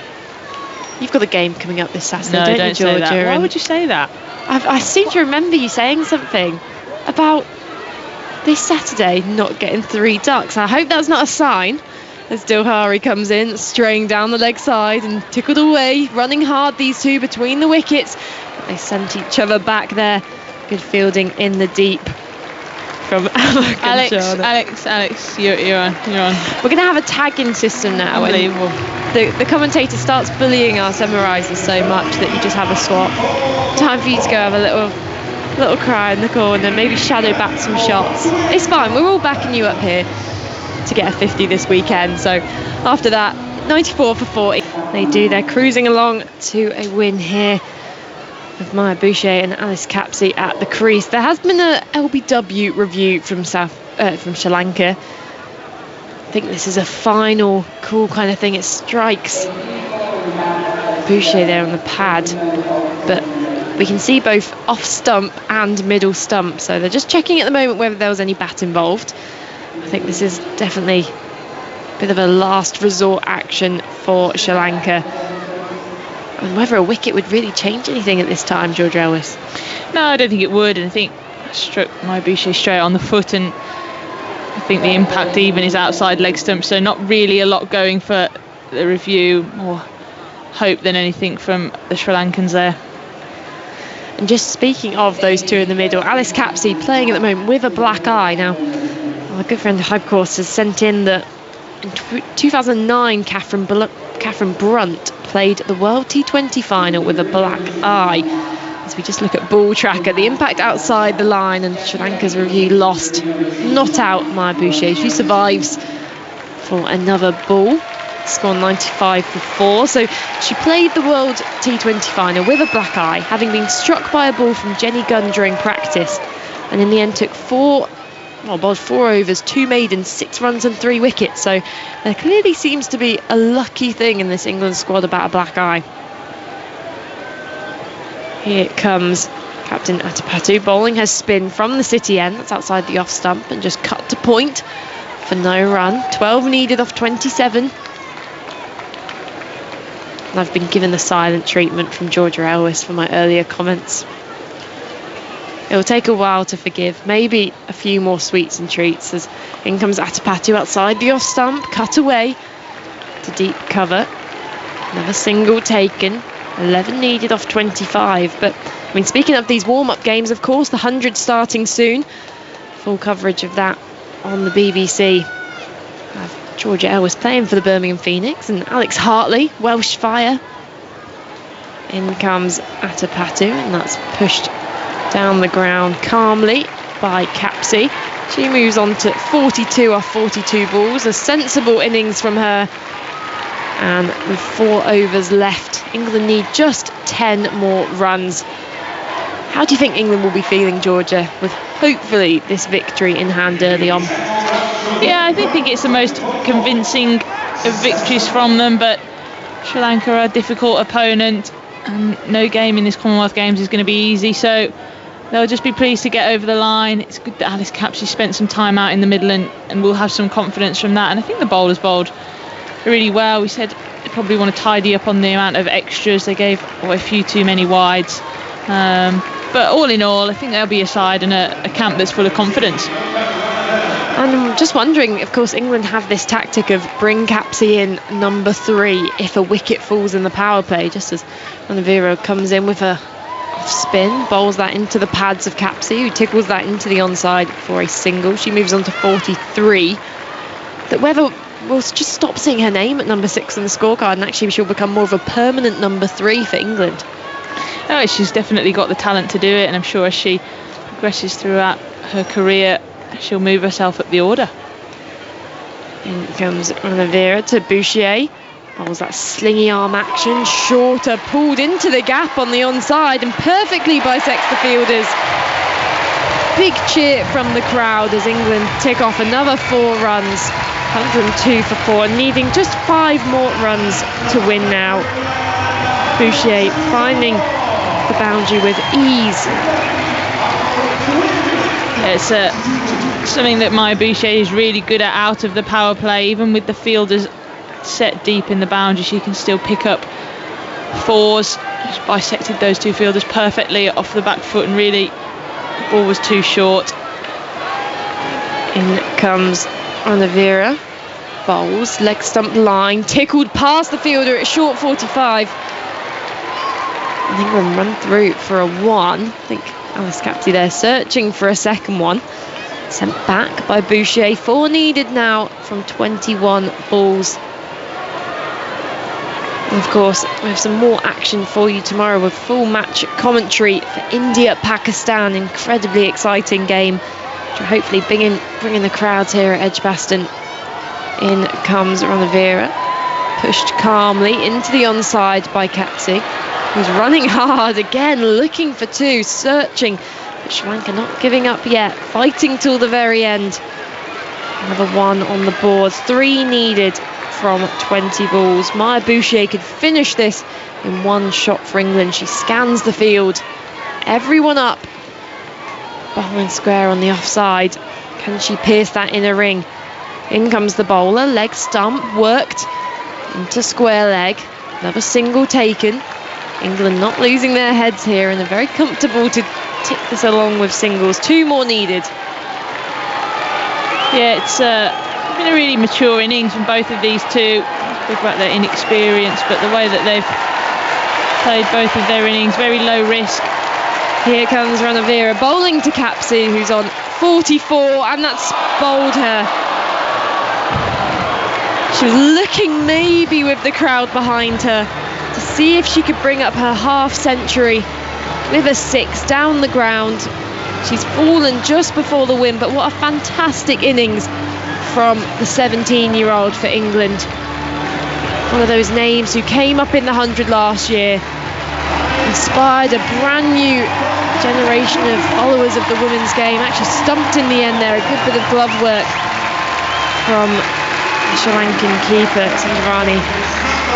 She initially looked quite annoyed, but she walks off the pitch now with a big smile on her face. 44 from 45 balls, led this innings for England, and now she can be treated with a nice ice pack and maybe a bit of some cool gel on that big bruise on her face. 105 for 5, England need 2 more to win. Yeah, she played beautifully there, really mature innings. She's still so young, only 17 years old, and she would have desperately have loved to have been there at the end to hit those winning runs and to see England home, but not to be. A good delivery actually, and just a little bit of turn I think which did for her, but let's not forget she's done all that batting with just 1 eye, so very impressive from her, and I think she'll be delighted with that. Just think what she can do with 2. It really is an exciting prospect for the game, and it's the kind of player she is that almost indicative that she tried to look for that big shot to finish it. She's an entertainer. She's capable of hitting those big 6s down the ground. But speaking of big 6s, Sophie Ecclestone, who's had her pads on for a while, has come into the middle. She's not on strike though. It will be Maya Boucher facing Atapatu. She advances down the pitch and spoons this over the head of mid-on. Wins the game for England. A fist pump from Catherine Brunt. And England comprehensive win in the end, chasing down Sri Lanka's total in just 17.1 overs. Fitting that Maya Boucher finds the winning runs, and celebrations in the crowd, young boys and girls jumping about, families celebrating on what's been a fantastic win for England. First Commonwealth Games win.